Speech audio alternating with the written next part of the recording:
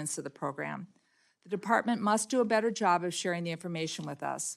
With respect to the war in Iran, Mr. Secretary, I saw your comments in the Armed Services Committee. It was disappointing that you referred to members of both parties as defeatists. I know you won't bring personalities into this at this hearing, and I will not questionize your patriotism, nor will you question mine. But the cost of this war continues to rise as forces remain in the region. The Appropriations Committee has a fiduciary responsibility to the American people, so we will ask serious questions that need to be answered, and that's our constitutional duty.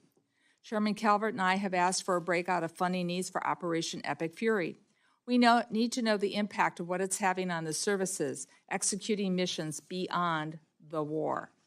The department notified us that the standard fuel price for the services has increased from $154 to $195 a barrel. That's more we have to pay for fuel, then there's less money available for training and exercise that the services need to perform. And the department does not have enough general transport authority to cover these activities without a supplemental. We must understand the department, what it will do if a supplemental is not sent to the Hill or enacted. Now for the 2027 request. The baseline budget of the Department of Defense requests over $200 million over last year's enacted level. When combined with the mandatory funding for defense requests throughout reconciliation, that's an increase of $400 billion, and that includes military construction. Together, that's nearly 44% increase in defense spending over last year. And the President proposes a domestic investment cut of $75 billion, or 10%. These cuts will have an impact on our national security in many ways, particularly cuts to education. The primary concern of the defense budget is that the administration split between discretionary funding and the appropriations control, mandatory funding that we do not control. Mr. Secretary, the administration is taking an enormous risk by asking for $350 billion in priorities through reconciliation. As we told you in our last meeting, reconciliation is not the best way to fund the department. Last year, reconciliation created broken glass, funding holes for vital programs that the appropriators had to fix, and that's why we need the information in a timely fashion. Most of your mandatory funding requests are for what you call presidential priorities: Golden Dome, drone dominance, munitions, the defense industrial base. What the administration submitted to us for these programs was a 28-page document, and that's not enough to properly explain $350 billion in funding. These programs will not be completed in one fiscal year, and they will have tails. That will put our department and our committee in a very difficult situation next Congress.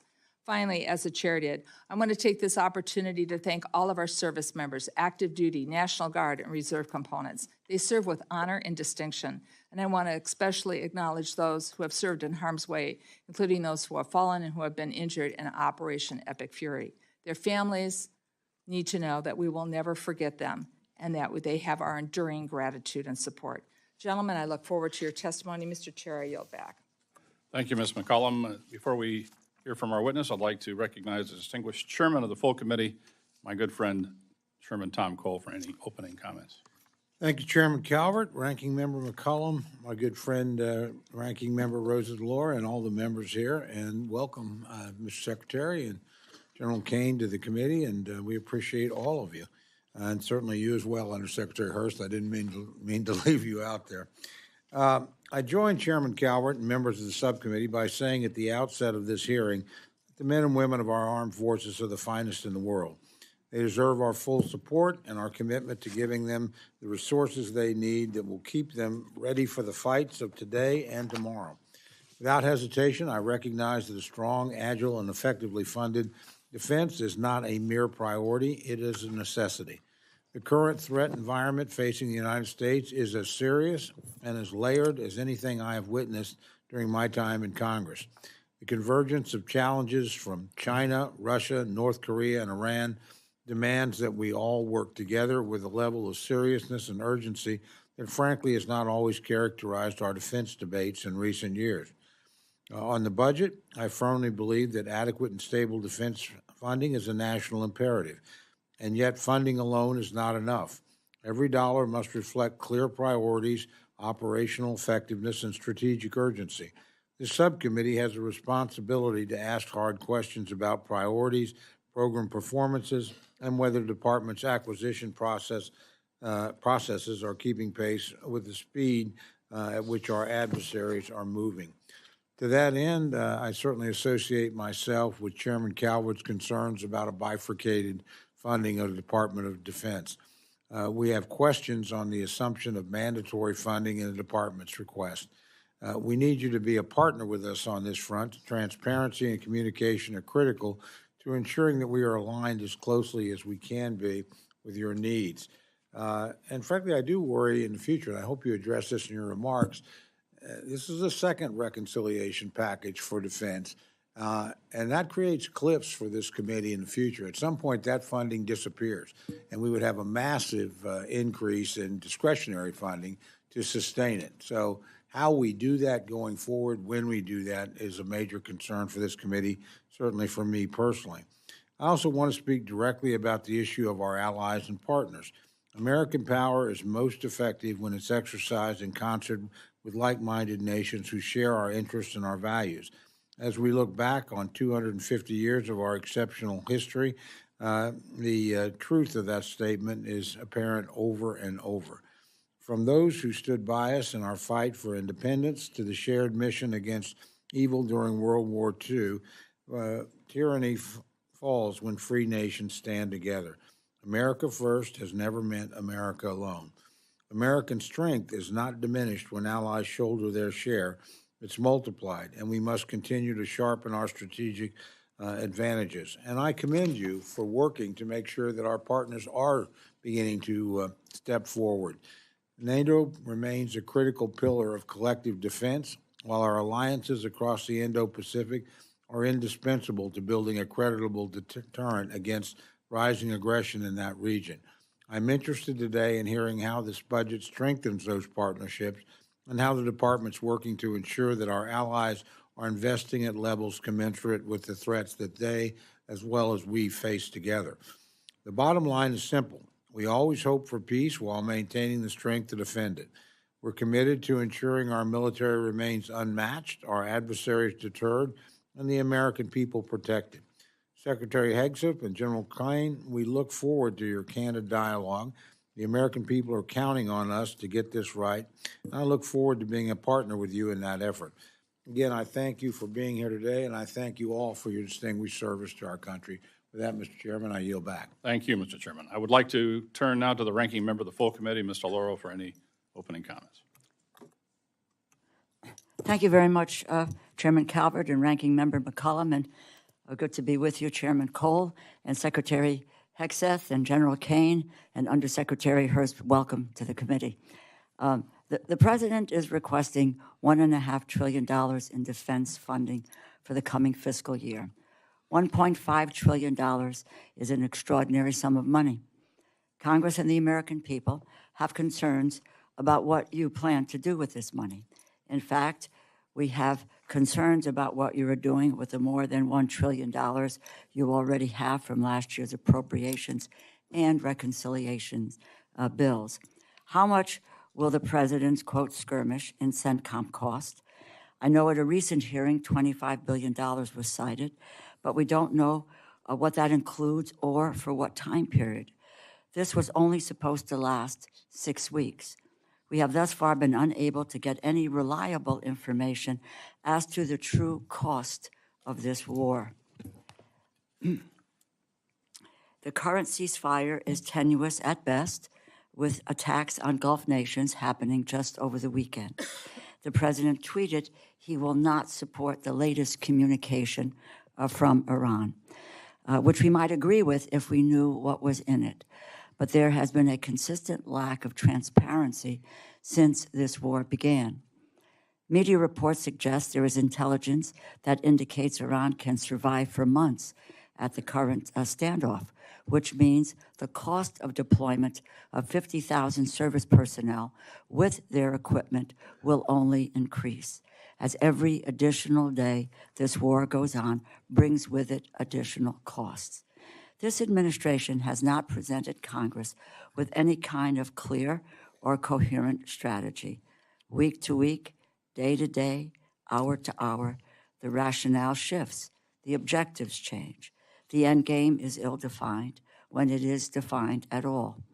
If the administration intends to ask Congress for supplemental funding for the Iran war, then you need to come back to Congress and testify on that request specifically so that we and the American people can fully understand what this administration has gotten us into and how it plans to get us out of it. The question must be answered at the end of this crisis. What have we accomplished and at what cost? And before you come to the Congress for additional emergency funding, we need information. Has the department or any of the services utilized mandatory funding for operational activities in CENTCOM? If so, how much and from what accounts? If you can provide us with that breakout, it would be enormously helpful. And again, what is the department's estimate of the full cost of the operation against Iran to date? The $1 trillion allocated for fiscal year 2026, $1.5 trillion requested for fiscal year 2027, and possibly $25 billion for an upcoming supplemental, all as the total debt in the United States has reached 100% of gross domestic product. In other words, the national debt is now larger than the U.S. economy and about twice the historic average, according to the Committee for a Responsible Federal Budget. The defense budget includes requested funding for the expanded Golden Dome for America at $185 billion, though those budget numbers are tenuous. A new Golden Fleet, in which 3 ships are estimated to cost $43 billion, and billions for private equity ventures, which do not have well-defined processes or sufficient transparency. With gas prices and inflation numbers increasing, the American people just want to afford the basic necessities for everyday life. But this administration is not doing anything to help them with the cost of living crisis. In fact, the administration is making the problem worse by proposing dramatic cuts across the board to domestic programs that support American families. We have the most powerful military in the history of humankind. I am extraordinarily grateful, as my other colleagues have pointed out, to the men and women of our armed services who sacrifice everything to keep us safe.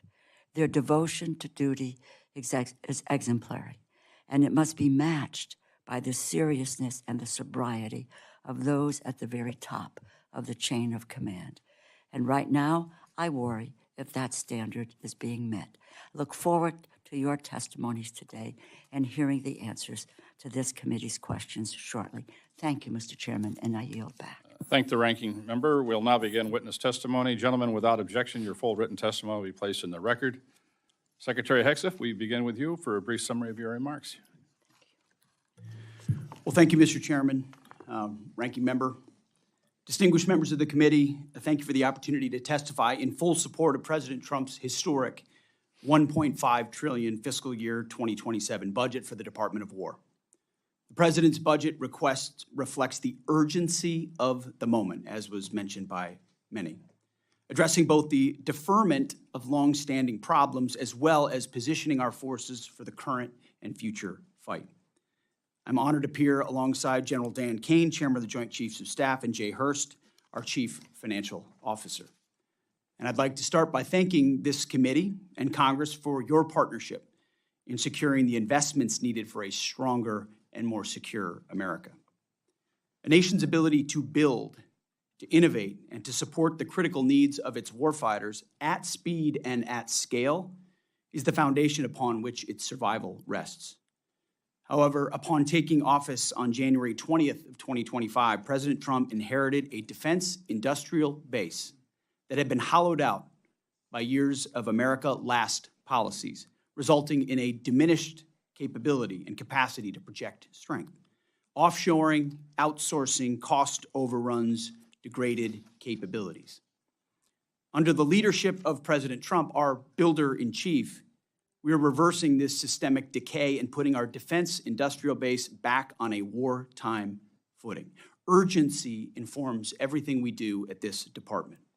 We are rebuilding a military that the American people can be proud of, one that instills nothing less than the unrelenting fear in our adversaries and confidence in our allies. We fight to win in every scenario.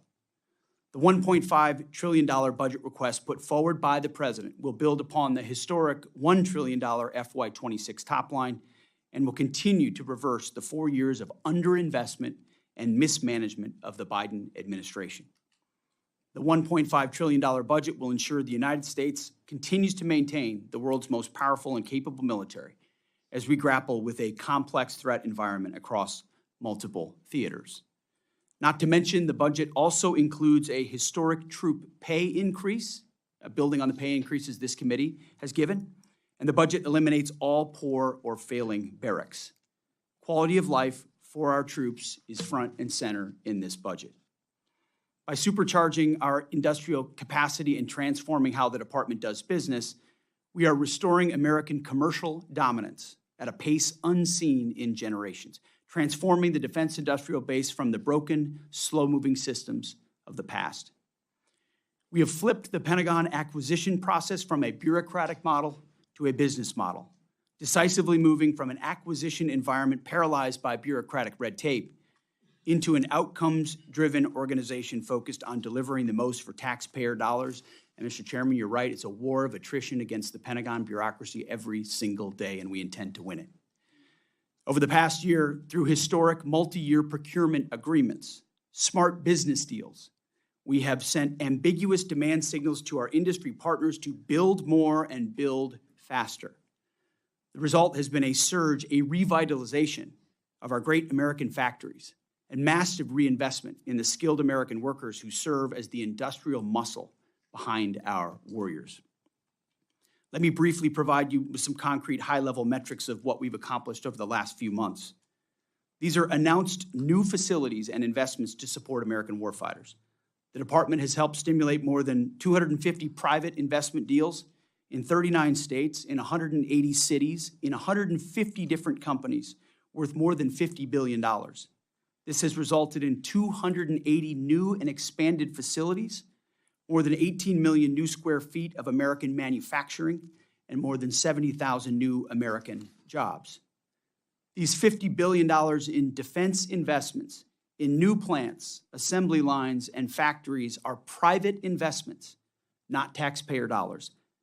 By completely transforming our department's business model, American companies are investing in America with their own capital, a historic demonstration of American manufacturing and defense revitalization, all with their money, not Uncle Sam's. This has never been done before and is long overdue from a bureaucratic model to a business model.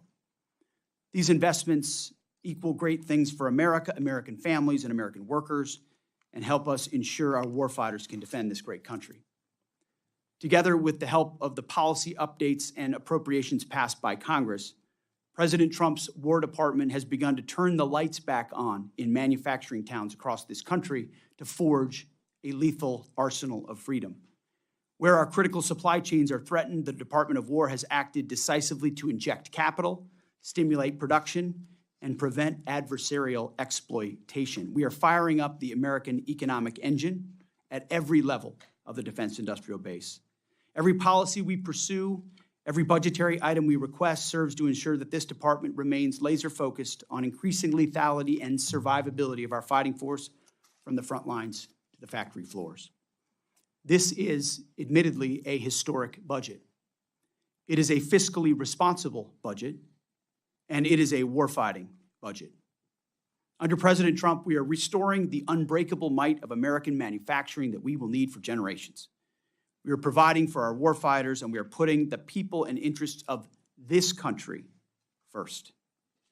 May Almighty God continue to watch over all of our troops, and may we honor the legacy of those brave Americans that we've lost. That is our sacred mission that we will continue to execute on. Thank you again to this committee for your partnership, and we look forward to answering your questions. Thank you. Thank you, Mr. Secretary. General Kane, you're now recognized for your remarks. Chairman Calvert, Ranking Member McCollum, Chairman Cole, Ranking Member DeLauro, thank you for having me, and to all the members of the committee, thank you for having me. I'm honored here today to testify alongside the Honorable Pete Hegseth and the Honorable Jay Hurst on the President's fiscal year 2027 budget. And I'm grateful for the opportunity to speak about the foundations of America's strength, the 2.8 million members of our joint force. I am continually inspired by the soldiers, sailors, airmen, Marines, Guardians, Coast Guardsmen, and civilians standing the watch for our nation, supported each and every day by their families. They could have chosen anything in their path of service, but they chose to serve our great country and meet our nation's challenges with courage, tenacity, and grit that's keeping our nation strong and safe. I would also like to express my deep gratitude for the 40 members of the Joint Force who we've lost in operations, combat, and training during my time as chairman, including 14 who passed during Operation Epic Fury, and our most recent loss, First Lieutenant Key, who valiantly gave his life trying to save a teammate while deployed on a temporary duty assignment in Africa, and we continue to hold hope for his teammate. The Secretary and I are deeply grateful for each of them and their families, and their names will never be forgotten. As chairman, my duty is to ensure our civilian leadership has a comprehensive range of options, military options, alongside the associated risks to make the nation's hardest and most complex decisions. I owe the President, the Secretary, and the Congress the truth at every turn, and my blueprint for this approach has always been General George C. Marshall. His firm commitment to civilian control and a nonpartisan military remains my constant standard, and I strive to follow his example by working with each of you and providing clear and candid nonpartisan military advice, and to present this committee with the clearest possible assessment of operational risk and readiness and executability within the unclassified environment that we find ourselves in today. As the chairman said, we're operating in a delicate and dangerous time. Global risk is scaling, and the complexities of the modern battlefield demand America's constant adaptation and innovation. America's joint force is operational at its core, purpose-built for the realities of a complex world. We're organized, trained, and equipped to execute the most demanding missions across the globe with unrivaled precision. And over the last year, our warfighters have consistently demonstrated exactly what it means to be the most capable, adaptable, and professional military on earth. We are able to accomplish this highly complicated work because we draw from a deep, enduring reservoir of training, professionalism, and commitment. Our ops tempo is high, but we're designed to sustain it, rebuilding our strength continuously. We rebuild readiness every day, we train every day, we learn and sharpen our edge every day. And driving this pace of change and maintaining our superiority requires timely, predictable, and sustained investment and a partnership with this committee and the broader Congress, and I appreciate that. And the resources that we'll discuss today are critical to modernizing the joint force and ensuring that if whatever threats emerge or when called upon, our nation can win. The President's budget supports the Department's goals of recharging the defense industrial base and the national industrial base while enhancing our military readiness. We will continue to ensure our warfighters are properly armed, globally integrated, and ready, while always taking care of our most precious thing, and that is our people. And while advancing the hardware and technology essential to fight, it's the character and competence of our people, particularly the 1.8 million members of our enlisted force who make us proud every day. And they're represented today by the Senior Enlisted Advisor to the Chairman, United States Navy SEAL Dave Isom, sitting behind me. While we face dynamic and dangerous times, I have absolute trust and confidence in our people who every day execute the most challenging missions with quiet professionalism. And coupled with the American spirit to outthink, outcompete, and relentlessly innovate, we will maintain our decisive edge, but doing so requires your continued partnership. It is also graduation season, where we welcome a whole bunch of new members to the Joint Force, to include members like Second Lieutenant Archie Dennis, United States Army, who along with his Citadel classmates in South Carolina joined the Joint Force this weekend. And I welcome he and all the other new graduates to the Joint Force. As I close, I humbly ask that we remember right now our deployed teammates out there doing our nation's work, going out into the darkness to do the things that we ask them to do. And I ask, as always, that we remember not just the 40 fallen that I mentioned earlier, but all of our nation's fallen and their families who soldier on. Thank you, and I also look forward to your questions. Thank you. I want to ensure each member has a chance to ask questions, so everyone will have 5 minutes for their remarks. I'll begin by recognizing myself for 5 minutes. Secretary Hegseth, for decades, Congress and the department have sought acquisition reform and innovative technologies. It's only since FY24 that the level of investment started to catch up with the rhetoric. The FY27 budget request includes over $950 million for the Defense Innovation Unit, $54.6 billion for the Defense Autonomous Warfare Group, $580 million for the Joint Interagency Task Force 401, and for the counter small UAS. And I believe these investments will deliver overdue capability. And this subcommittee will continue to work with you to ensure success. I also note there's only $100 million for the accelerate the procurement and fielding of innovative technologies. That's surprisingly low given APFIT's success. The subcommittee will continue to support APFIT as we have in the past. I invite you to join me at the APFIT Day on the Hill, July 21st, to see firsthand how APFIT is delivering capabilities to the warfighter. Consistent with the desire for injecting innovation at scale, for decades there's been increasing demand for increasing resilience in the industrial base, and more specifically, the supply chain. The FY27 budget request includes over $20.2 billion for the Office of Strategic Capital and $30.4 billion for the Defense Production Act. As you're aware, we're working closely with the industrial base policy team on the Civil Reserve Manufacturing Network to ensure the department can qualify and certify second and alternate sources to maximize American manufacturing. With exception of DIU and the Joint Interagency Task Force 401, most of the investments listed are in mandatory funding. What was the strategy to heavily rely on the mandatory funding sector in this budget?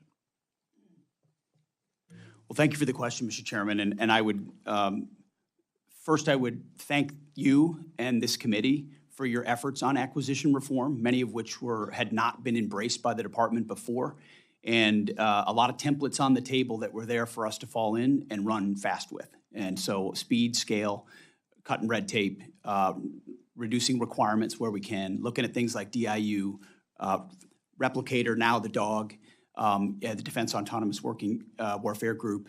All of those were born of collaboration with the committee and efforts of now reformers we have in the department who are ready to run with it. As it pertains to the budget, I think there's a reality in this town of what can get done and how it gets done. And in a perfect world, everything would get done in regular order and with a $1.5 trillion top line, but there are a lot of challenges and dynamics, some of which I don't control. And ultimately, we look forward to working with the committee to ensuring however it shakes out, that it's with full transparency with you and maximizing options for the department. And I think the reconciliation last year was a new vehicle, so it took some time, especially because we're doing new things, Office of Strategic Capital, different avenues. So figuring out how to deploy that took longer than we'd like, but we're committed to ensuring this year, with that as a vehicle, a part of it, that we do it in concert with you to ensure the most important things, whether they're in that or in regular order, are included in the budget.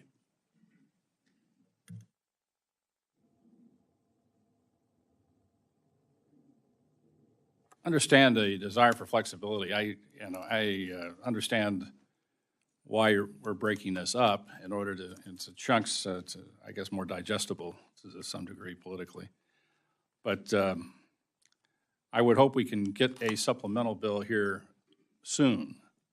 Obviously, that we know that of the munitions issue, and we know of the cost of this conflict, and we know the cost of other conflicts. And so we need to repay those O&M accounts that are going to be used, I suspect, in order to pay for this ongoing operation. So any idea when we're going to get this supplemental?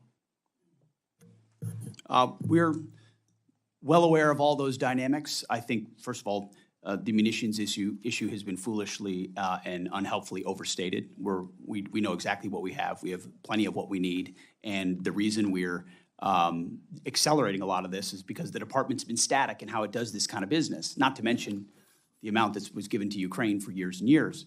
So we are getting after changing that dynamic so that we're not getting 100 more of something, but the companies are investing so there's new plants, so you're getting 2x, 3x, 4x of those munition in future years because that's what we need, that's what our allies and partners through FMS require, and we just haven't been delivering it.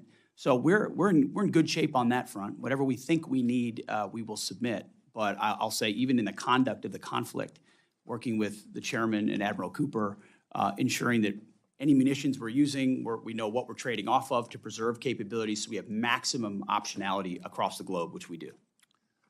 Again, though, it would be helpful to get the supplemental sooner rather than later, for we can get to work on it. And now recognize Ms. McCollum for her question. Thank you, Mr. Chair. Mr. Secretary, the House Armed Services Oversight Hearing, Mr. Hurst stated that the cost for the war for Operation Epic Fury are at $25 billion. Am I correct with that number that you used at the hearing, Mr. Hurst? Yes, ma'am, that was the cost at that time. At that time. I would request that you provide the committee in writing the specifics of what the department will be requesting in the supplemental and the breakouts for the following costs. We talked munitions, and Mr. Secretary, I think we'd have a more robust discussion on that if we were in a classified setting, but I respect what you shared with us. But this is what I'd like. A breakout for military personnel, operational activities, additional maintenance for deployed ships, munitions used, equipment lost, and updated fuel costs. Now, we need to know the funding required to cover the damage to the U.S. facilities, and if there are any agreements from our regional allies, we hear things in the press, that would be helping for any new facilities or improvements in CENTCOM. Now, Mr. Hurst, here's the rub. We need that by June 11th. We mark up our bill. And some of these are not new asks, but I thought I'd drill down and be just a little more specific for you. So I know you're going to do your best. We'll take the homework assignment in pieces. Anything you can provide would be great. Now, under the War Powers Resolution, the administration has 60 days to conclude activities unless Congress has declared war or provided authorization. Congress has not done that. And I know there's different opinions and it changes from day to day whether or not the War Powers clock is paused. But this law states beyond May 2nd, the administration needs congressional authorization to continue military operations. And the president just recently said yesterday that Epic Fury is not over. Military operations have continued. We have a naval blockade, and both sides are exchanging fire. They did so over the weekend. Speaker Johnson, in my opinion, should put an authorization on the floor this week. But Mr. Secretary, if Congress does not authorize, if we don't authorize this, to continue military operations against Iran, you're going to have a plan put in place to draw down our troops, to reset the region, to protect our assets. I'm wondering, and that might be in a classified situation, but could you provide this committee with Plan B? Because if we go there, we're going to have to reset our budget after June 11th if the War Powers Act, in my opinion, should be invoked and it comes to Congress. But we don't know what the outcome would be. Do you have a Plan B? Ranking Member, I would say we have a plan for all of that. We have a plan to escalate if necessary. We have a plan to retrograde if necessary. We have a plan to shift assets. Certainly in this setting, we wouldn't reveal what the next step may be, considering the gravity of the mission that the president is undertaking to ensure that Iran never has a nuclear bomb. Well, Mr. Secretary, as you know, we can be in receipt of that in a different situation, and we would also like that by June 11th. With that, I yield back. Thank the gentlelady. Mr. Chairman, you're Thank you very much, Mr. Chairman. Mr. Secretary, as I said in my opening remarks, I have concerns about the use of reconciliation. I don't have any concerns about the amounts and the effort to restore the industrial base. You're to be commended for that. And frankly, I think we've underinvested for a long time. So I'm happy to see a robust number. I am worried about the ability to sustain that number through the reconciliation process. At some point, that money disappears. And we'll be, so give me some sense of how much of this reconciliation money is one-time expense that you expect to either use for procurement that you may not need to do again for a long time or inject in the industrial base. How much is for day-to-day operations that we would need, frankly, to think of as a long-term recurring expense?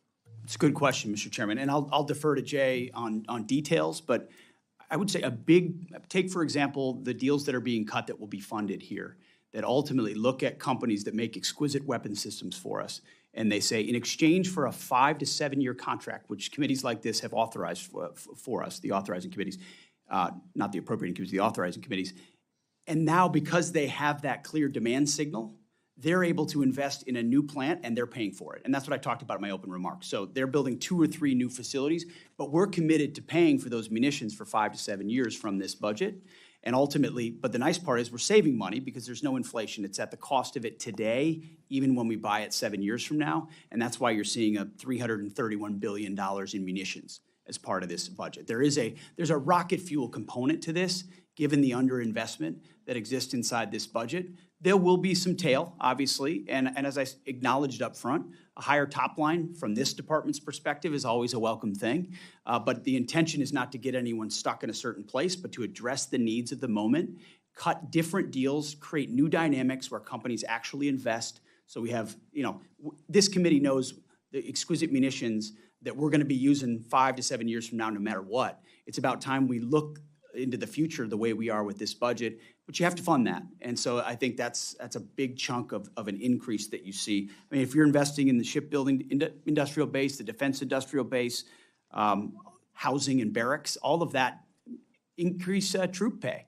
We're looking at increasing the top line of the entire force by 50,000 troops. That's an investment into the future. So I would acknowledge that a lot of this does have follow-on cost. But some of it is something we're going to pay for now and benefit from in the future. But Jay, I would defer to you.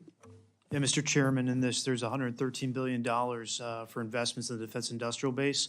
I would characterize that as a one-time plus-up for catch-up. $35 billion for FSRM to fix all of our poor and failing barracks and other facilities of the department, and also some catch-up investments in AI and autonomy. And so if you look at what we're doing with mandatory, probably about $200 billion of that is a one-time expense. We come down to 1.23 for requested top line for FY28.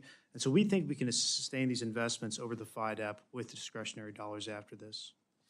Well, that's reassuring. And again, I don't have any disagreement with what you're trying to accomplish at all. I would remind you that, frankly, the use of reconciliation depends on political support in Congress. It can be very transitory. So it's a high-risk strategy as opposed to building things into the baseline. But again, I'm supportive of what you're trying to do in terms of recharging the industrial base. I think it's long overdue.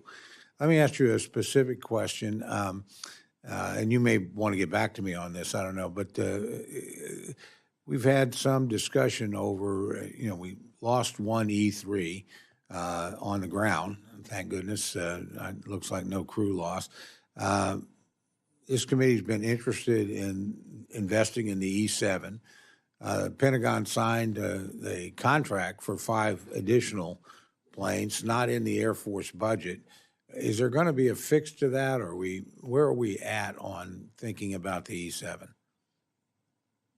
I'm well aware of that dynamic. I know our department had taken the position that it was airborne or other satellite ISR that was probably going to be capable of a lot of that in the future. But I think that mindset was indicative of a mindset that we've shed, which is the divest to invest mindset, which was an austerity mindset, that we're going to get in continuing resolution after continued resolution. So we got to get rid of these platforms in order to invest in these platforms. And there are gaps that need to still be filled. And there are systems that still need to be funded that are used on the battlefield right now, say MQ-9s, A-10s, you name it. I think this and the E7 is one of those. So we've actually sent a budget amendment to OMB to add that. I think it has a future. It has a place on the battlefield, and we'll get more information for you on that as well. Well, I appreciate that, and I particularly, though, appreciate the mindset. I think you're 100% right. I've seen this over and over again about eliminating platforms on the idea we would immediately use that money for new things, and quite often it just simply didn't happen. We lost the capability, but we did not move forward with the investment that we needed. So, again, thank you for rethinking that. I've got a lot more questions, but so does the entire committee, Mr. Chairman. So with that, I'll yield back. I just want to make one quick comment when you're talking about the fixing barracks and facilities. I hope we also fix the property management systems throughout the department, which is woefully needs attention. With that, I recognize the ranking member, Mr. Lauro. Thank you very much, Mr. Chairman. Mr. Secretary, the national security strategy says American national power depends on a strong industrial sector capable of meeting both peacetime and wartime production demands. And the national defense strategy directs DOD to, quote, supercharge the defense industrial base. DOD's 2027 budget overview appears to use that same framing. Yet, your department's budget request cuts over $5 billion from the industrial base in the aviation sector alone, effectively shutting down all current Army aviation platforms. These are current production platforms the force relies on for lift, for sustainability, disaster response, homeland missions, et cetera. How did the department arrive at the conclusion that reducing procurement for these Army aviation platforms strengthens rather than weakens the aviation industrial base? Well, I very much appreciate that question, and I actually think it's something we're taking another look at. I think it's not that every aspect of there are some very good things in the Army Transformation Initiative, and there are some things that we've needed to get another look at. Mm-hmm. And so I think you'll see a review of some of those things, and we'll get back to you on that. Of the aviation sector? Yes, ma'am. Okay. And with that, but was there an analysis about the impact of the requested procurement reduction? Did you all do an analysis of production line, suppliers, workforce, restart risk prior to the decision to cut the funds? We'll get that from the Army and get that to you. I don't have it in front of me, but I would imagine something was done. Very, very much would love to see that before the subcommittee marks up the appropriations bill coming up. Let me just quickly, can you provide the committee in writing the department's assessment of the minimum sustaining production rate for the Black Hawk and Chinook industrial base, the supplier-based risks associated with this budget request, and the funded mitigation plan if production falls below those levels? Can you provide us with that information? I think that's critically important. I think we should get that to you, and I think those platforms are critical to the force right now. We need to make sure we're able to sustain them. Yeah, I think you made the point that industrial-based readiness is a strategic issue. It's what the national security strategy recognizes, and I look forward to hearing more about how cutting the $1 billion in the base investment aligns with that shared goal. Let me just, a question to you, General Kane. Despite the precipitous drop in procurement for Army aviation platforms, your budget request invests heavily in modernization. I'm a believer in modernization. I think that's necessary. I support investing in future capability, but Congress also has to understand the transition risk. The department is asking us to accept reduced procurement of aircraft the force uses today while relying on future systems that are not yet fielded. And General, from a joint force readiness perspective, what is the department's plan to avoid a mobility lift sustainment gap if current aviation capacity declines faster than replacement capability arrives? What are the decision points where the department would revisit the reductions if future vertical lift schedules slip, if costs rise, or operational demand remains higher than expected? Well, Ranking Member, I appreciate the question. And any time we're looking at military options to our political leaders, we do bake in and can carefully consider that transitional risk because it links back to risk to force, our military forces, and risk to missions. And as we look forward over the life cycle of this budget and beyond into the FIDEP, you know, we're always looking at the evolution of those operational plans and then the decision points along the way to make sure that we can match the combat capability and capacity required to achieve the desired effects that are baked within those operational plans across the COCOMs. And I commend the Army, who's looking closely at the two platforms that you're most interested through your line of questioning, and the work that Undersecretary Obadal has been doing to look at rotary wing lift requirements as we move to the future. But in the end, we have to have mobility on the battlefield. It has to be survivable in the conflicts and engagements it will have, and so we remain very closely focused on those requirements. Well, I appreciate that, and my only concern is not whether modernization is important, but I understand with some of those efforts that we are looking for a future date is next year, the year after, so forth, because it's not been fielded. But what we need to take a look at, and I think you understand this, is whether the department is managing this transition in a responsible way. In my view, what we cannot afford to do is to create a near-term aviation gap. We weaken the supplier base and then ask the Congress to come back and rebuild that capability and that capacity at a greater cost. Because when you destroy the infrastructure, it's very, very difficult to bring that back and the skilled workforce that it takes to deal with that. So very clearly this information, and if you can supply this to our committee, would be very, very helpful in our moving forward. I yield back, Mr. Chair. Thank you, General Leader. Mr. Womack. Thank you, Mr. Chairman. You know, you thread a very difficult needle in that, and there's been a lot of comments made, and I associate myself with a lot of these comments on the fact that here we are trying to figure out a base budget at the same time of a supplemental and at the same time talking about reconciliation in order to be able to meet the needs of the joint force going forward.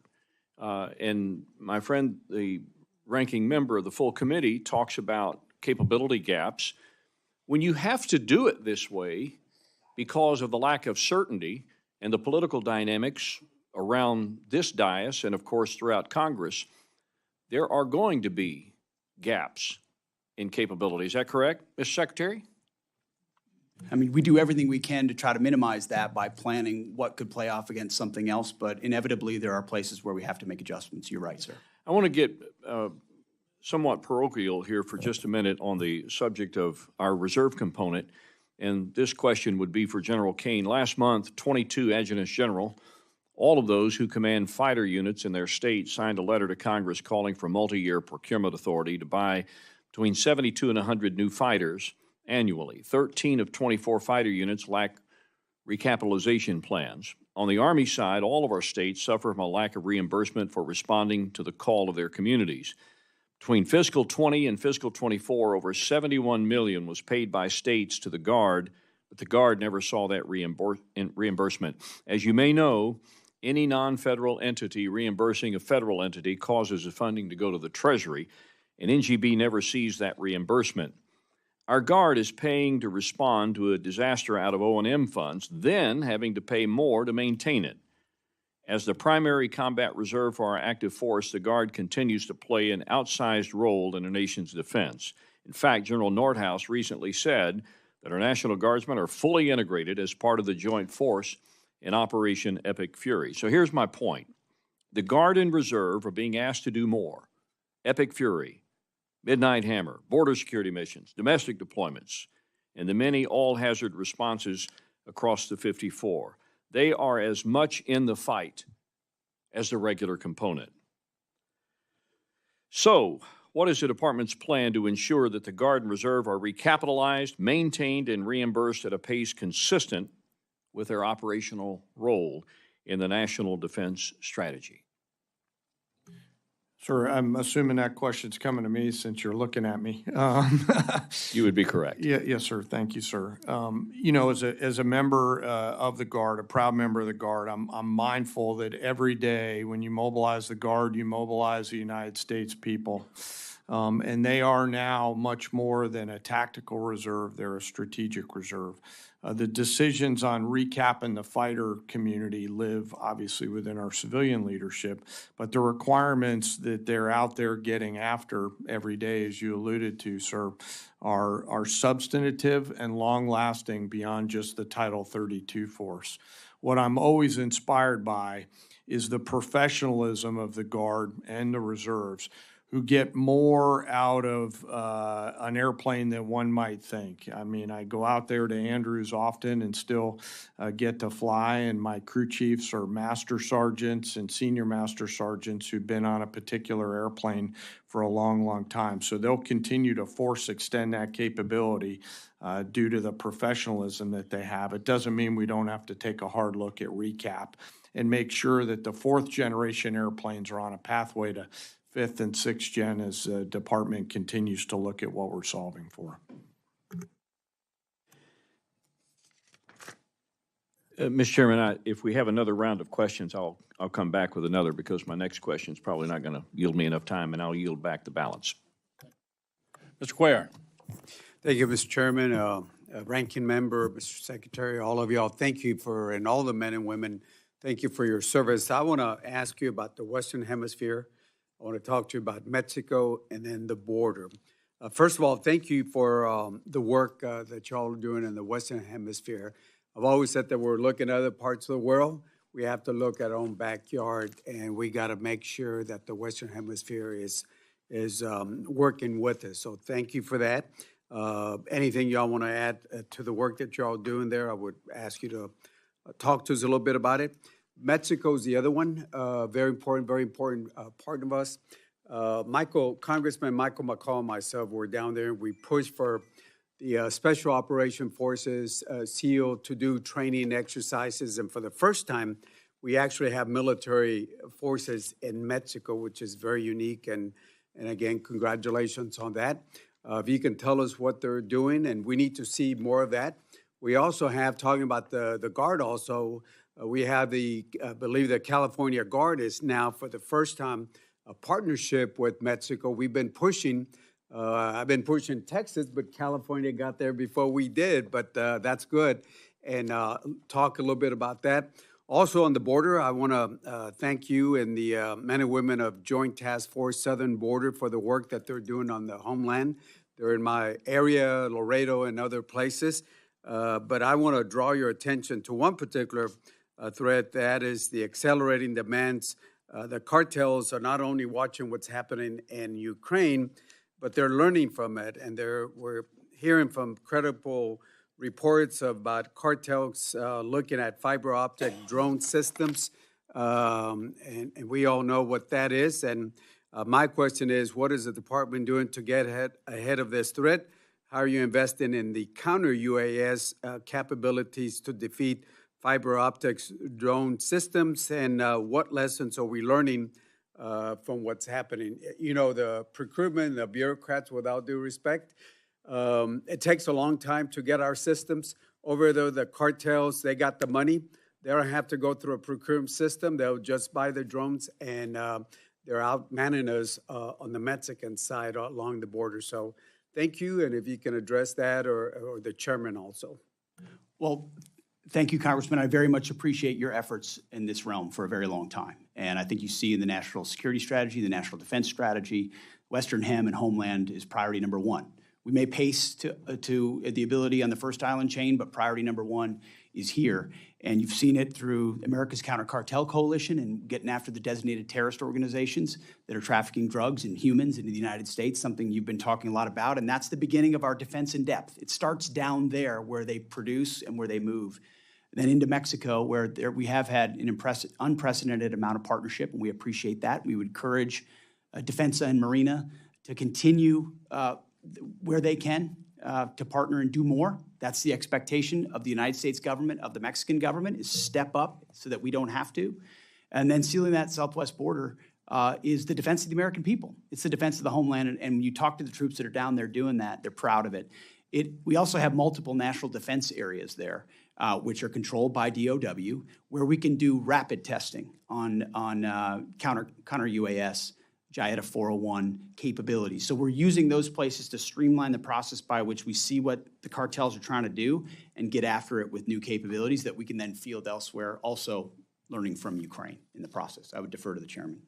Sir, I'll just add a few things onto this. It's the Russia-Ukraine lessons learned and the application of those lessons by other actors like cartels is one we're focused a lot on. It's going to require a whole of government effort. As the Secretary mentioned, we do have Joint Interagency Task Force 401, led by an incredible Army one-star Brigadier General Matt Ross, who's focused solely in a chairman's controlled activity. So 401 reports up to me and in turn then to the Secretary to make sure that we're entrepreneurially looking at how to sense, see, detect, and defeat the range of small UAS threats. General Ross was just out in CENTCOM looking at some of the challenges that they're having over there. It'll continue to be an area of significant focus for the Joint Force, sir. Well, my time is up, but I want to ask you to continue working with Mexico. You do have unprecedented partnerships, but the more we can push them, they're allies. There's a historical sensitivity, we know why, but the more you can push them to get them to work with us, that would be great. Thank you so much for all of y'all. Thank you, gentlemen. Chairman Rogers. Thank you, Mr. Chairman. Secretary Hegseth, General Kane, Mr. Hurst, thank you for being here, and thank you, more importantly, for your service to the country. The 2026 National Defense Strategy makes clear that China is the pacing challenge, and this budget request puts real resources behind that nomenclature, including $11.7 billion for the Pacific Deterrence Initiative. My concern is that we are not just competing against China's military capability. We're competing against the speed at which China can build, replace, and influence. Where are some capability gaps when it comes to a potential conflict with the PRC? And General Kane, how will your priorities posture the joint force to close those gaps?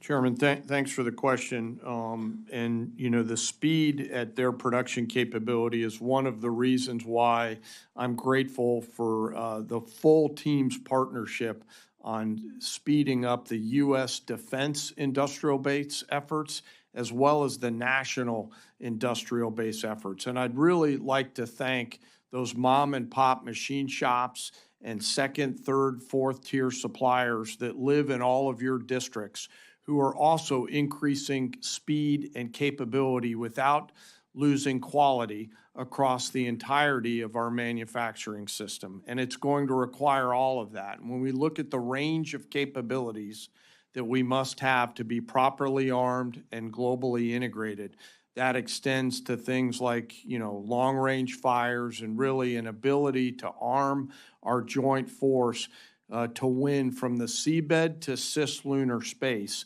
in every single domain in there. And I'll defer to the comptroller and to the secretary to talk about the particular elements, but the goal is the range and mix of capabilities that create outsized dilemmas for Xi Jinping and others that are out there to ensure that we maintain and sustain deterrence. Thank you. Amen. Thank you. Second, the war between the U.S. and Iran reinforces an old lesson, which is that modern conflict comes down to attrition. China has been able to produce naval ships at a pace our industrial base can't match. The ships are not as large as ours, but quantity has a quality of its own. How are we postured for an economy of force in the Pacific, particularly if Taiwan is invaded?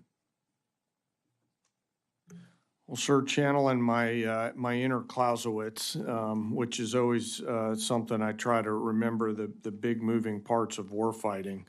You know, we're not really doing economy of force work in the Pacific. As you alluded to, sir, and others have, it's our primary focus. And so on a daily basis, we come to the Secretary with a range of military options across the world, so that he and the President can carefully consider those military actions and associated risks. It all comes back to the budgetary tools that you'll hopefully give us and the authorities to achieve those capabilities. And as we look, for example, at shipbuilding, which you talked about, I'm grateful for the work that the Navy is doing to scale that effort to ensure that we offer and continue to offer those range of options to our civilian leaders here in the United States.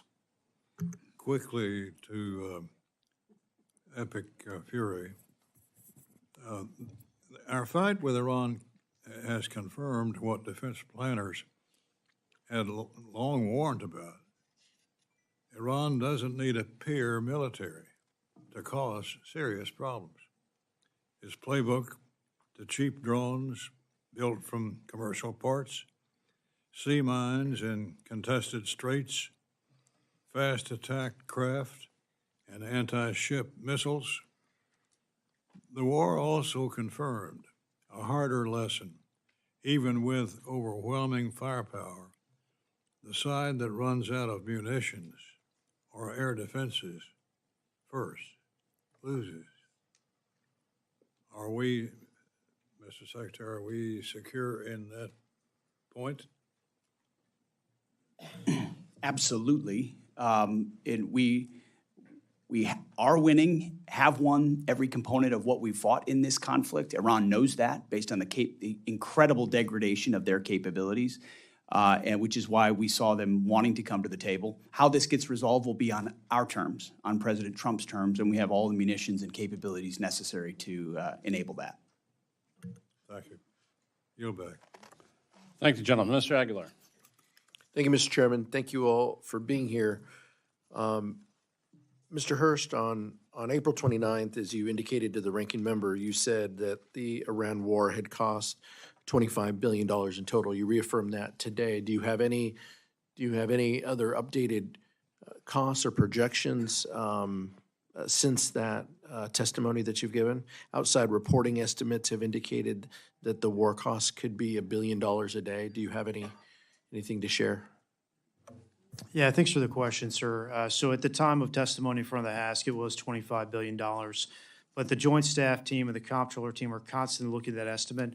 And so now we think it's closer to 29. That's because of updated repair and replacement of equipment costs, and also just general operational costs to keep people in theater.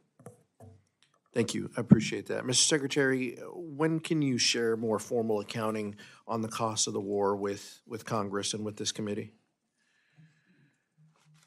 We'll share what we can. I think we've updated on that number this morning, but when it's relevant and required, we will share it. I think this would be the format that it would be required. Mr. Secretary, on that same day, April 29th, you testified that the current ceasefire meant that the 60-day calendar with the War Powers Resolution was paused. Who are the parties to the ceasefire? Well, right now, we are in that same ceasefire as of right now. That wasn't the question. Who are the parties to It will be the United States and the regime in Iran.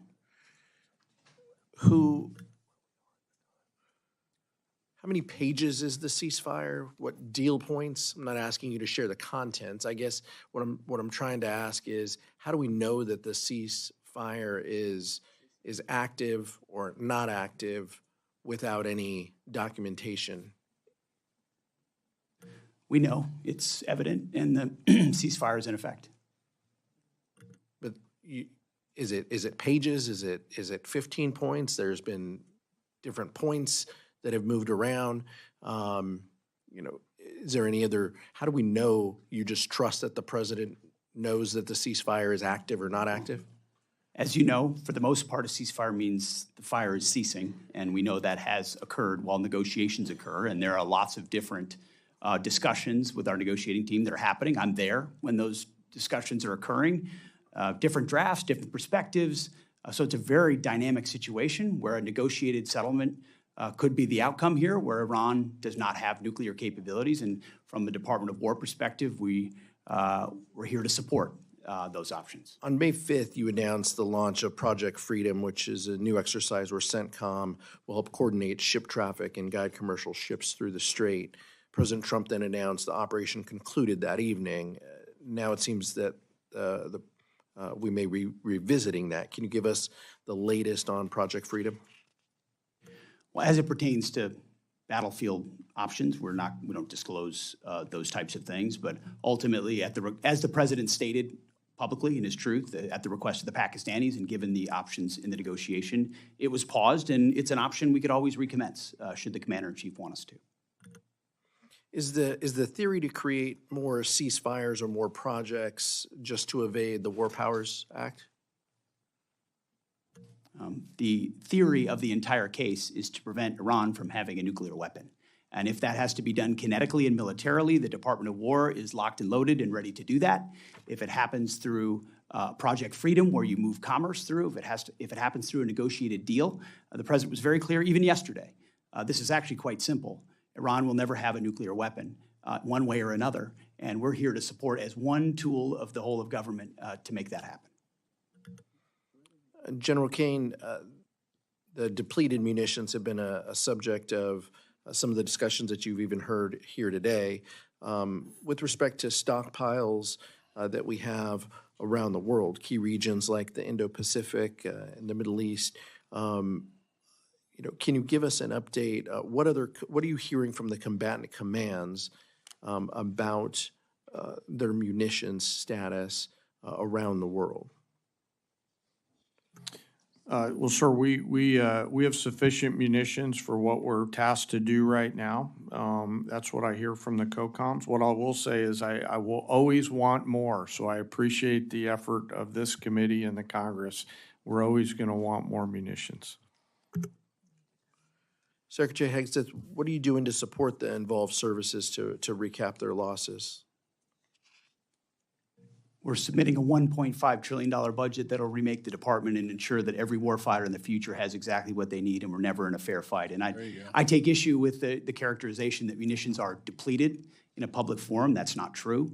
And ultimately, we have all the munitions needed to execute what we need to execute, and we're going to ensure that we supercharge that going into the future. I think you've heard differences from both sides of the aisle on that point. Yield back, Mr. Chairman. Thank you, gentlemen. Judge Carter. Thank you, Mr. Chairman, and welcome to each of you. We're glad you're here. Start off with something I'm concerned about. Mr. Secretary, my MILCON VA subcommittee is aware of living conditions of the 68W combat medic students at the Joint Base San Antonio.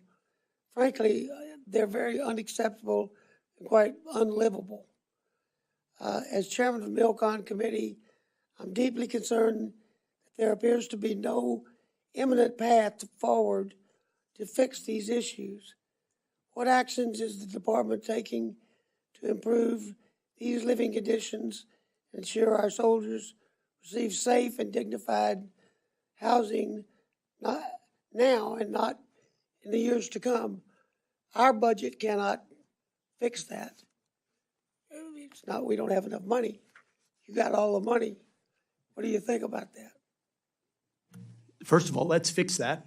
Whatever unit that is, we want to know about it, and we're going to get a team out there right away to address it. And we've used discrete examples like that to find the gaps in why we're not getting at it on a more holistic fashion. Because we came in on a huge deficit of maintenance on barracks and housing.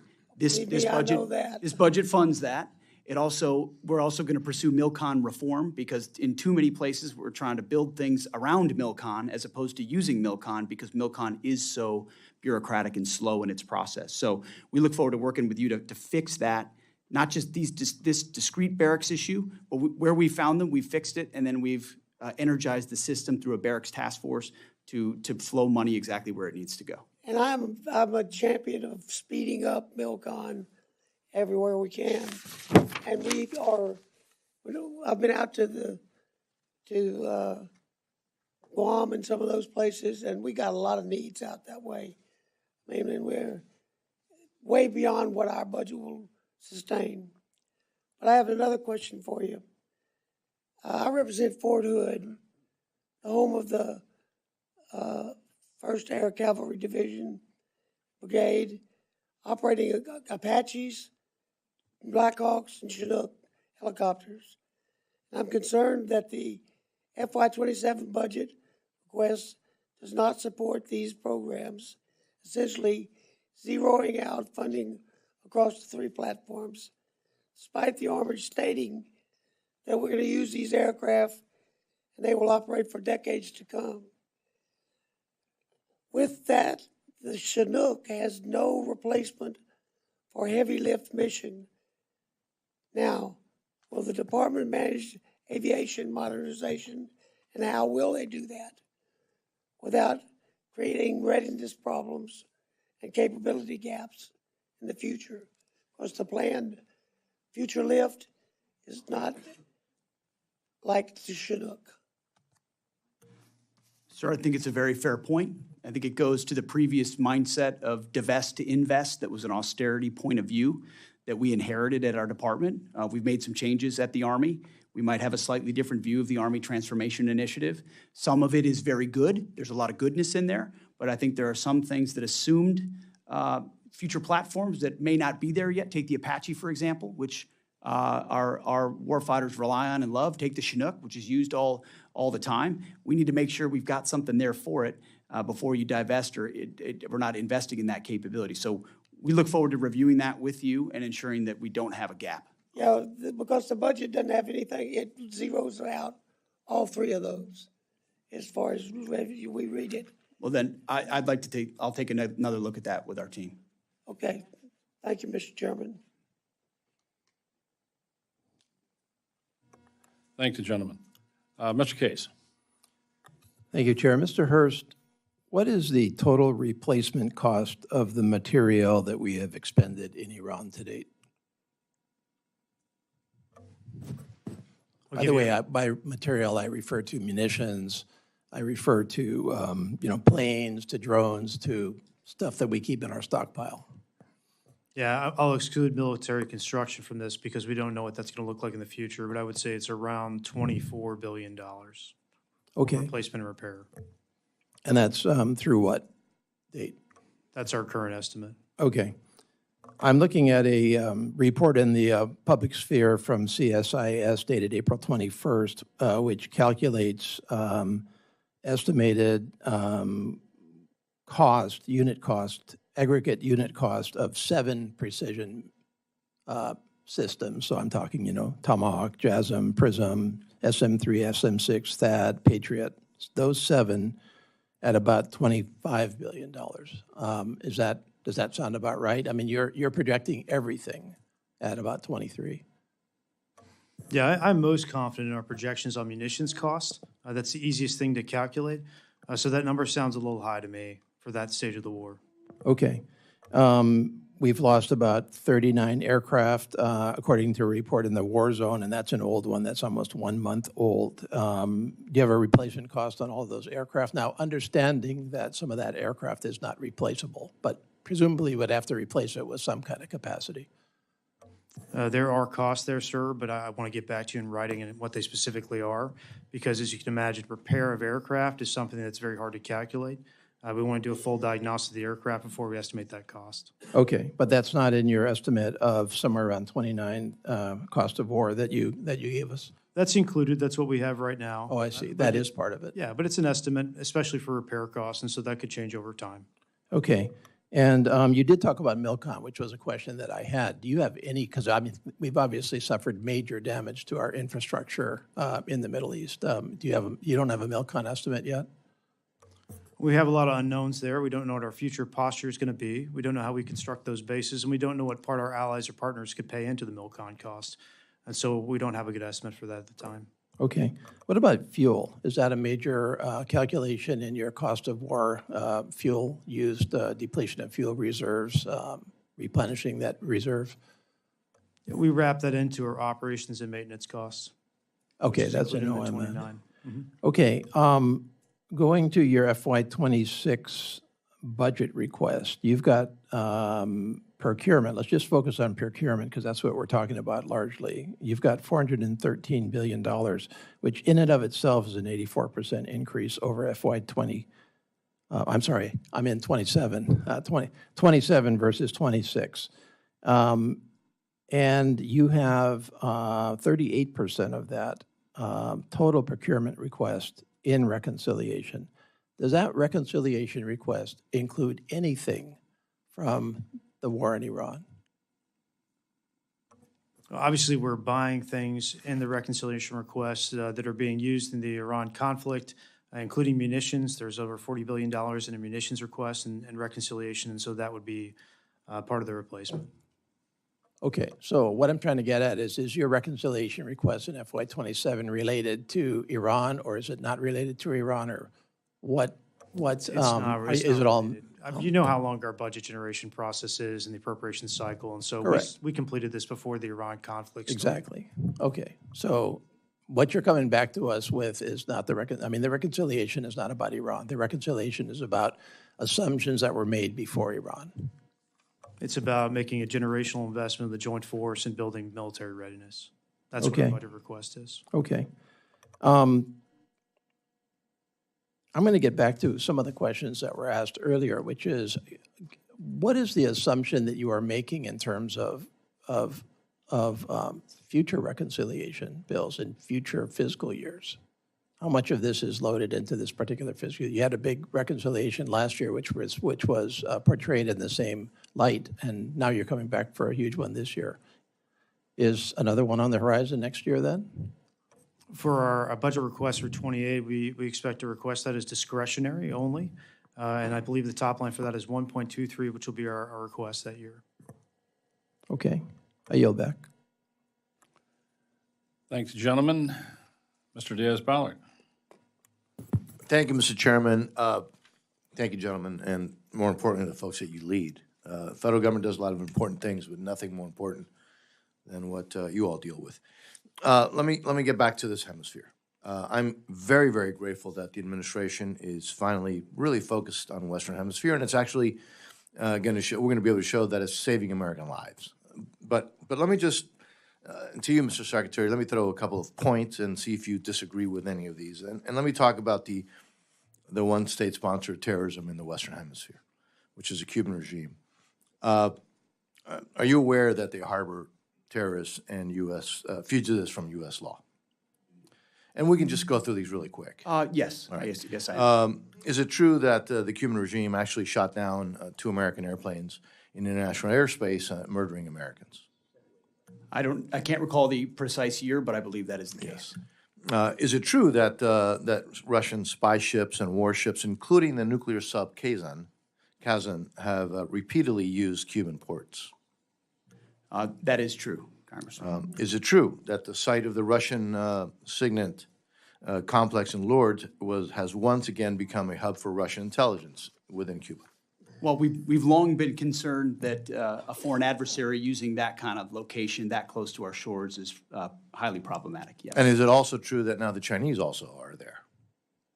I wouldn't want to reveal anything that should be classified, but we don't want foreign adversaries attempting to use that island. Well stated. Are you aware that, well, you're obviously aware that Cubans, intel people and military folks have been sent around the world because your folks confronted them in Venezuela. But are you also aware that according to Ukrainian intelligence, there are thousands of Cubans fighting for Russia in Ukraine? I was not aware of that particular fact, but I am well aware that Cubans have been around the globe, to include attempting to defend Maduro in Venezuela. So that is something they've done for a long time, yes. You're also aware, Mr. Secretary, that, stated by U.S. intelligence, even during the Biden administration, the Trump administration, the previous administration, the Obama administration, that Cuba has been designated as one of the 4 most advanced espionage operations against the United States, and that they share intel with other adversaries of the United States. That all very much sounds right, sir. And again, we're not in a classified setting. So I'm just considering all those issues and others that we could talk about in a classified setting. Do you believe that the Cuban regime possesses a national security threat to the United States? I do. Let me now focus on Iran, as I have a little bit of time left over. Mr. Secretary, you've been very clear what the goal is. But the goal that you're saying is not the goal that just this administration has had vis-a-vis Iran. It's been the goal of multiple presidents of the United States, right? Iran cannot have a nuclear weapon. But I'd like to also ask you about Iran's offensive ballistic missiles and their offensive drones and their use of terrorism. Are those also issues that would be factors in a negotiated settlement with Iran? Because I don't have to tell you that there have been negotiations ad nauseum with Iran. The Iranians continue to cut deals, and yet they violate those deals. But it's interesting, in the nuclear deal that was cut with Iran during the Obama administration, missiles weren't even in part of that deal. As horrible as the deal was dealing with the nuclear issue, nor was terrorism. And I'm just hoping that those two issues, not only the nuclear deal, which is paramount, but offensive ballistic weapons, missiles, and we saw one that now has a capability of traveling rather far, and also their spread of terrorism. I hope that those also would be factors in any resolution to this issue in Iran, with Iran. Well, sir, we're not the negotiating team, but I can tell you we have world-class negotiators. The core of it is the nuclear weapons issue. Those other factors are always a factor. Understanding that Iran has effectively tried to use the North Korea strategy with such overwhelming capabilities conventionally that no one would dare prevent them from pursuing a nuclear weapon. And it took President Trump to have the courage to make that historic decision. And hopefully we can get that across the finish line with negotiations, which are ongoing right now. Mr. Chairman, my time is up. I yield back. Thank you, sir. Thank the gentleman. Ms. Lee. Thank you, Mr. Chairman. Secretary, Undersecretary, and General, thank you for being here. Secretary Hegseth, about 11 years ago, U.S. Air Force veteran Sergeant David Crete, who served at the Nevada Test and Training Range, realized for the first time that the health problems he'd been experiencing were not an isolated incident, but matched the health problems of many other veterans who had served alongside him at NITR. He was sitting in his backyard reconnecting with 8 of them and asked them, does anyone here have tumors? And 6 of 8 of them rose their hands and then proclaimed that even some of them had children with tumors. Dave, as it happens, had recently had a grape-sized tumor removed from his neck. 3 years ago, he came to Washington when the VA had refused to provide him the kind of benefits and coverage he had earned and which he needs from the VA because of his Department of Defense would not provide the agency with his records of his NITR service. I helped introduce a bill 2 years ago and have been fighting on his behalf ever since. What is most frustrating about this fight is not that the federal government doesn't recognize these health impacts of their service. In fact, Congress 26 years ago provided a law providing medical coverage and compensation for the Department of Energy employees who served in the very same location that Dave Crete and his colleagues had served in. Instead, their fight is against the Department of Defense red tape, which you have been committed to fighting. Thank you. You see, one of the only things standing between the toxic exposed veterans at NITR and comprehensive health coverage and benefits from the VA is documentation that the Department of Defense has that will prove that they served where they actually did. This documentation exists, and we're just waiting for the department to act. Every day that you delay in providing this information, another veteran and their family suffers unnecessarily. Last week, I had the opportunity to meet many of these veterans. 2 hours before I met them, one of them received a call from his oncologist informing him that he had multiple myeloma, an incurable blood cancer. Over the weekend, Dave was notified that 2 more of his cohort had recent deaths. The Invisible Enemy, which is an organization Dave founded, maintains a memorial list of those who worked at Knitter and have passed away. When Dave testified before the House Veterans Affairs Committee roundtable 13 months ago, 462 veterans were on this list. Today, that list includes 565 names. Just 1 year of inaction has led to 103 veterans passing without the care that they received, that they earned, and their family without the benefits. This list grows by an average of 1 every 2 days. Mr. Secretary, you have the authority to provide the VA with the documents they need today to get these veterans the help they need. These veterans have been waiting far too long. Can you please commit to me that you will be able to provide that list or that information as soon as possible so that these veterans can get the care and the benefits that they have rightfully earned? Well, thank you for what you're doing for those folks, and I can certainly commit to you today that, my chief's right here. We will get a review for me as soon as early as next week, and I'll get back to you on what our department's position should be on that. Okay, well, I first of all, we have the information. The Department of Energy has provided these benefits to the same cohort of people who've worked alongside them.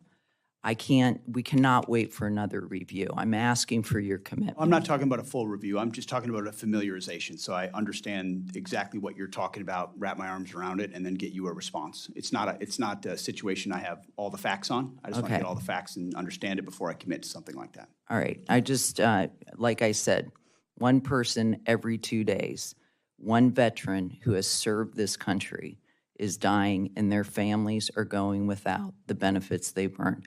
I can't express how urgent this need is. I thank you for your immediate attention to this issue. Thanks, gentlelady. Mr. Elzey. Thank you, Mr. Chairman. Mr. Secretary, General Kane, Jay, thank you all for being here. To all the staff sitting uncomfortably in very tight seats behind him, thanks for your dedication to our country. Master Chief Isom, you joined the Navy in 1987. Ronald Reagan was still president. You've been in uniform for 39 years. I'd like to thank you and your family for all the sacrifices that you've made. You're clearly the essential man, and I always want to point that out, that you've been serving in the Navy since I was a junior in high school, and so I'm very, very grateful. As we address $1.5 trillion request, I want to say I appreciate participating in the tabletop exercise at the Pentagon, and I encourage all my colleagues to attend and do that. It gives a very clear message on why we're asking, or you are asking for $1.5 trillion and how it's justified. As we move forward with contested logistics and as eventually this war in Iran will end, and the Indo-PACOM becomes the focus again, I'd like to see Congress fully fund the request for the Marine Corps McClellan-class LSM and the KC-130J for both the Navy and the Marine Corps. But the budget request breaks them up, and I'm not sure how you skin that cat. Moving to force protection and counter-UAS, as we've seen in Iran, at nations that are somewhat far away from Iran, we've had a force protection and counter-UAS issue as we've lost an E-3 AWACS, which is worth $500 million when we bought it, but it's irreplaceable, and there are fewer of those than B-21s. I think we're seeing the reach of UASs affect us in a way that we probably didn't anticipate, and we need to continue to use new companies that are developing new technologies to go after UASs. General, you addressed Karl von Clausewitz, so I'll use Sun Tzu as a counter. Even the finest sword plunged into salt water will eventually rust.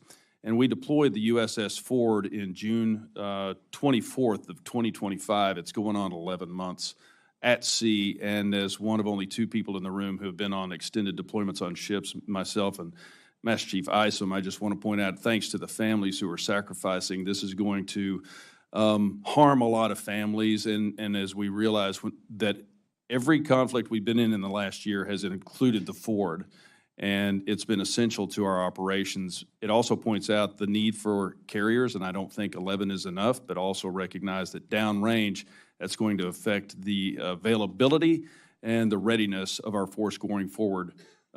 So along with that, the capabilities that a sixth-generation fighter on the carrier are so important. As we've already seen, we've got the F-47. We're going to down-select the F/A-XX later this summer. General Kane, can you address why having both of those is so important? Well, first, sir, I want to echo your gratitude for the Ford.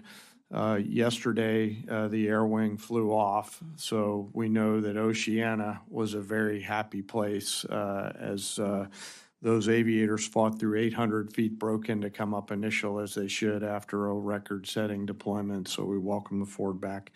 You know, my job, I won't comment on a particular program, but the job that I'm in now is to offer a range of options to include our ability to project power off CVNs of the future. So as our civilian leadership carefully considers that, I know that'll be in the mix if selected. And I know your colleagues in Virginia and in San Diego are all focused on the same, sir.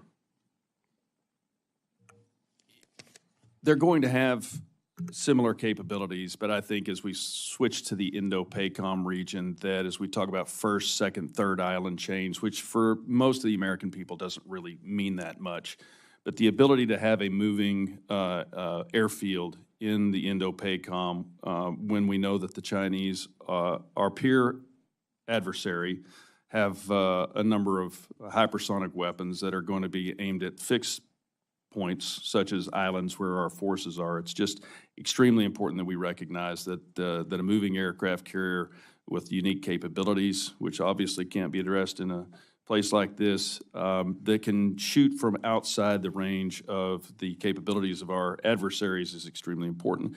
I appreciate everything that y'all are doing. You are addressing an issue that hasn't been addressed in decades by asking for $1.5 trillion. It's a hard ask. It's going to be difficult for us to sell it, but I think it's absolutely essential for the defense of the United States, including a supplemental, which even people on my side of the aisle are saying they won't support. This is merely to refurbish and replenish that which we have expended in this conflict.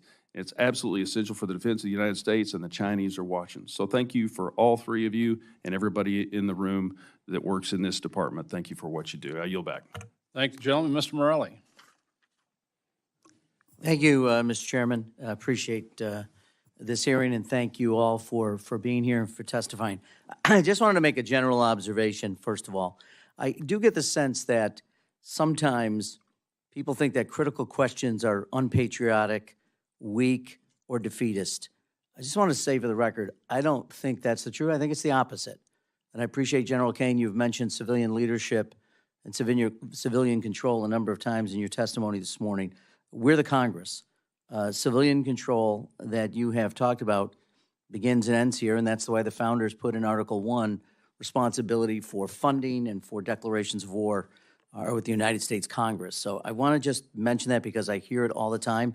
And we are not in any way, when we ask critical questions, demeaning or in any way reducing our tremendous respect for the men and women of the military, the joint forces of the United States. So I feel like that needs to be said, and I appreciate the comments that you made, General Kane, about civilian control. Second, as it relates to mandatory spending versus discretionary, I think this is really important. This committee, the Appropriations Committee and the Defense Subcommittee, is given the responsibility by the Congress and by the American people to make sure that we have an appreciation for all the dollars, taxpayer dollars, that go into defending this nation. And questions, again, ought to be here. Transparency begins here. Oversight begins here, and mandatory spending avoids the responsibility this committee has to report to the American people on how our money is being spent. So I just, again, want to stress how important it is. I appreciate my friend Mr. Elsie's comments about the $1.5 trillion request. If it is so obvious to everyone and to the American people that that's the dollar amount we need, we ought not be going through this mandatory, discretionary, supplemental. Let's put it all on the table and let's make the case to the American people. You know, we've now waited since February 28th is, by my count, 11 weeks, 74 days since hostilities began in Iran, and trying to get a reporting of the dollars that have been spent in this has been excruciating, and it's been long. I think General Washington reported quicker to the Continental Congress than this has been in terms of reports to the United States Congress. And I would just in the strongest terms urge that we move forward and give this committee a full reporting on what the cost of this endeavor has been. With that, I didn't want to make a quick, you mentioned something, Mr. Secretary, in your opening comments about private companies making private investments in our defense. I assume they're getting compensated for the investment. When you say private investment, are you suggesting companies are making investments for which they will not be compensated? Yes, I am, Congressman. Why would they do that? Because we're turning it, it's the right question, because we've done it one way for years and years and gotten the same results. So this is changing the paradigm.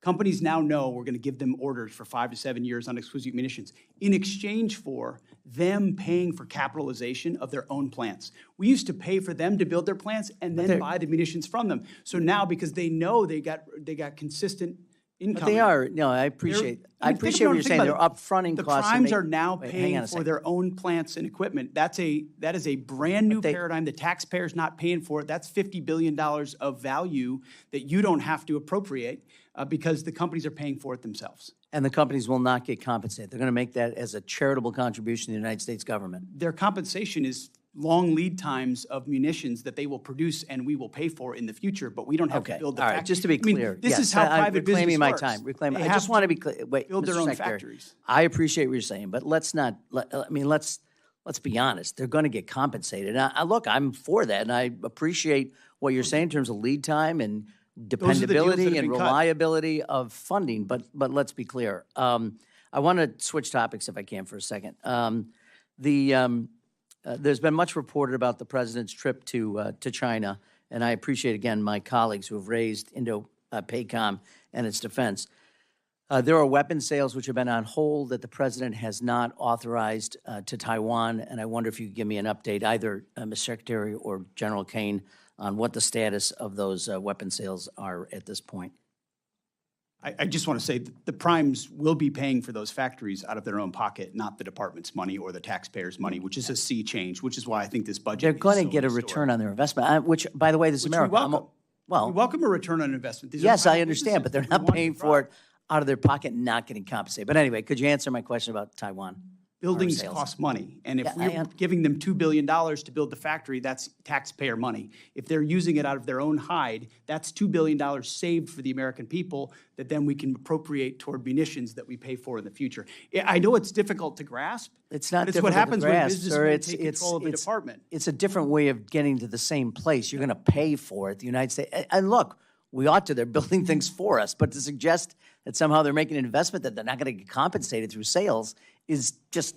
It's honestly kind of ridiculous. But we used to pay for the building, too, and then pay for the sales. And now we're paying for the sales, but not the building, which I think is a good... And they're not embedding that in the price of the things that they're selling to us. The capitalization, the CapEx that they're putting into it, they're going to get back. Look, I don't know why we're even arguing about it. They're paying for it. Could you answer my question about Taiwan arms sales? That's the president's on the cusp of a trip, and I'll be with him, and he will make all the decisions related to that.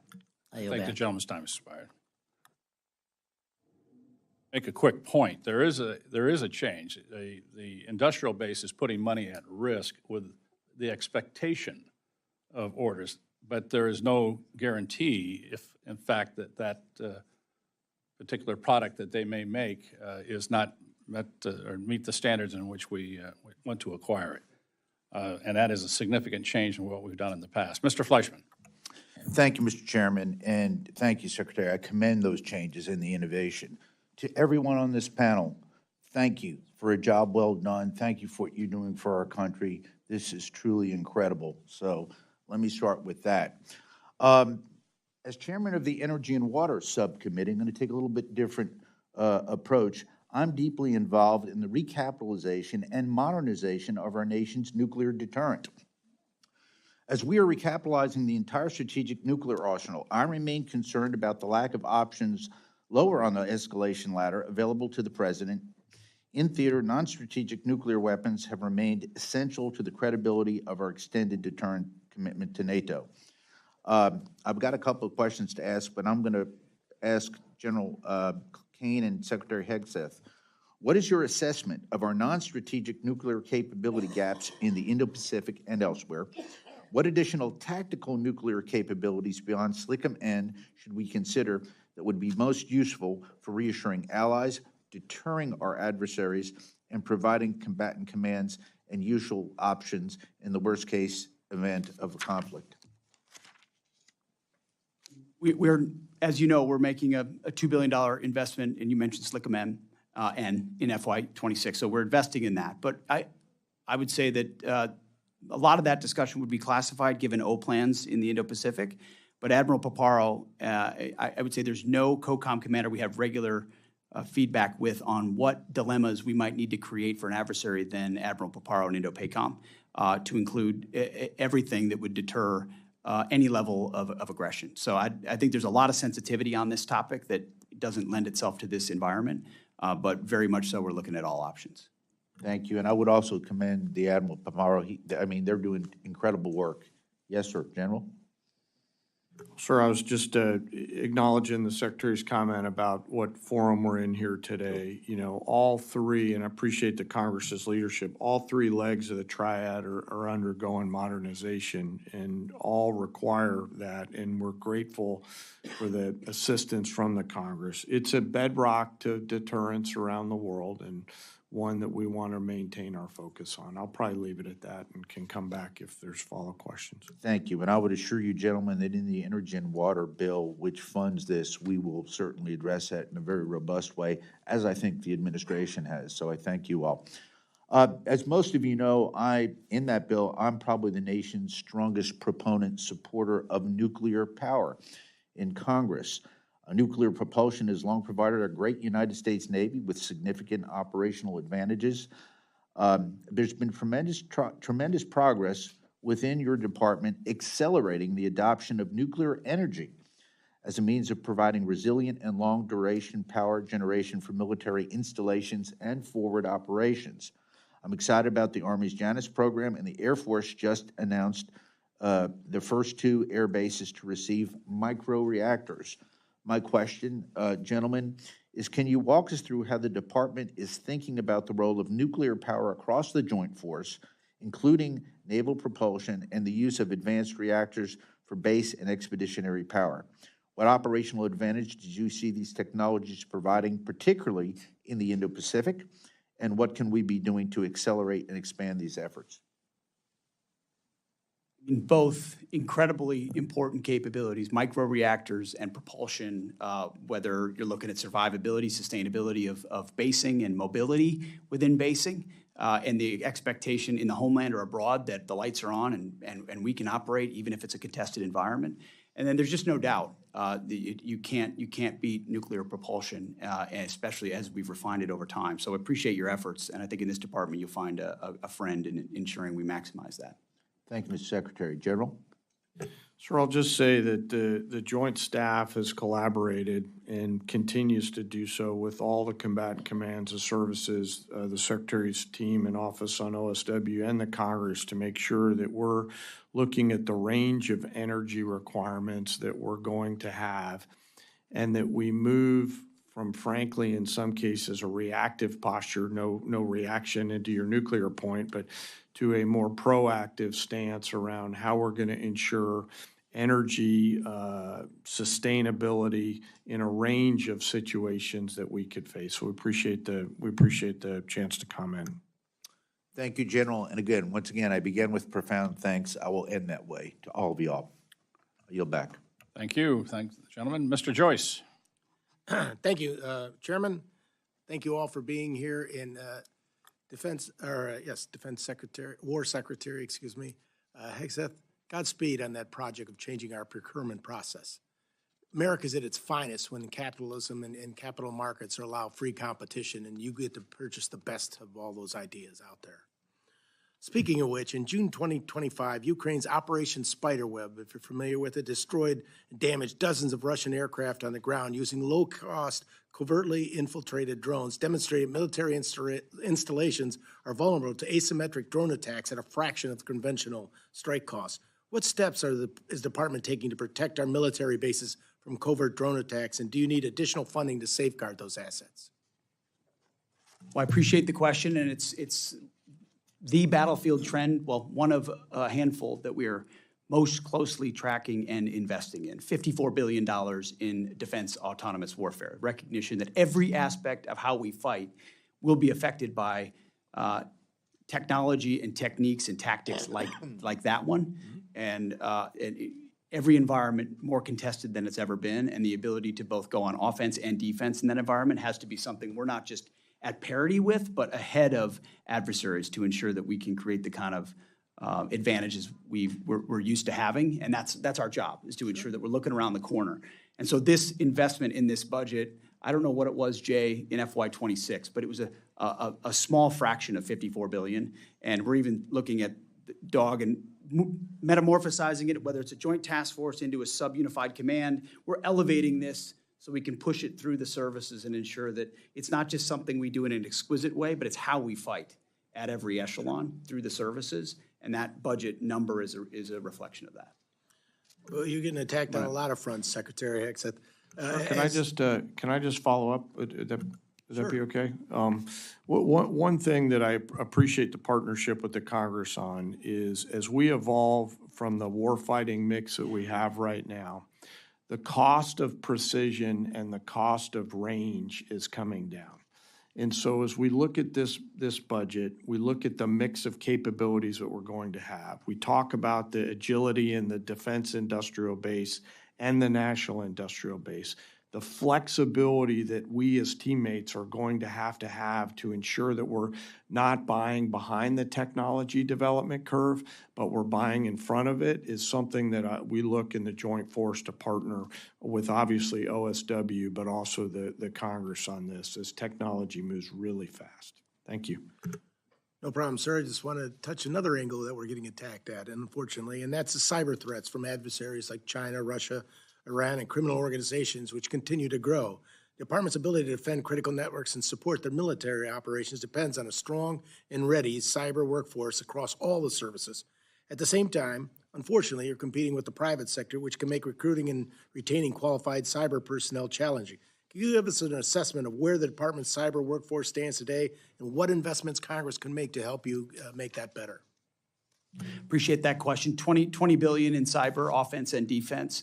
I think the biggest change we've made across the joint force is full integration of cyber as a warfighting domain, which it was always an appendage or something you might do. And I think when you look at operations, Epic Fury, Absolute Resolve with Maduro, the capabilities, so much of that was enabled by unique cyber capabilities that we need to stay ahead on.